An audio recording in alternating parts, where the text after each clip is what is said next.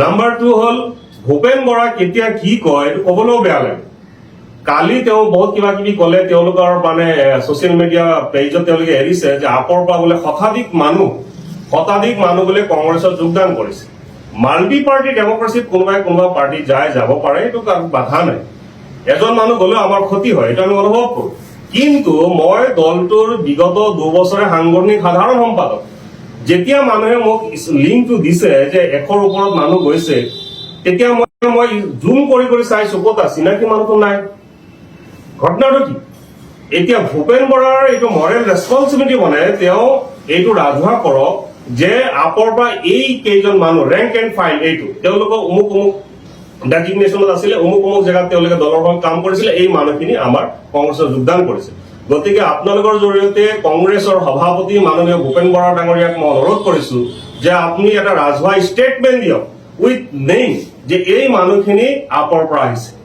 তাৰ লগতে মই এটা কথা আপোনালোক এড কৰি দিছো, যিহেতুকে ইতিমধ্যে মই কৈ গৈছো যে আমি 2টা সমষ্টিত খেলিছিলো, 12টা সমষ্টিত আমি কংগ্ৰেছক সমৰ্থন কৰিছিলো।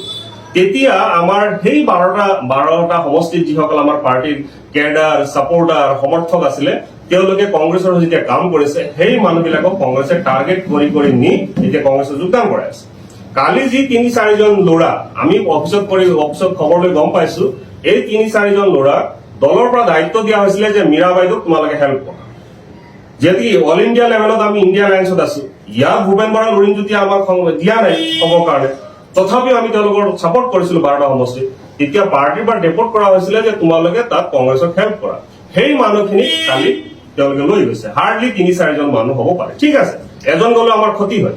যিহেতুকে কংগ্ৰেছৰ সভাপতিৰ দৰে দায়িত্বশীল পদত থাকি ভূপেন বৰাই ৰাজহুৱাভাৱে কৈছে যে 100তকৈ অধিক লোক আপৰ পৰা আহি কংগ্ৰেছত যোগদান কৰিছে।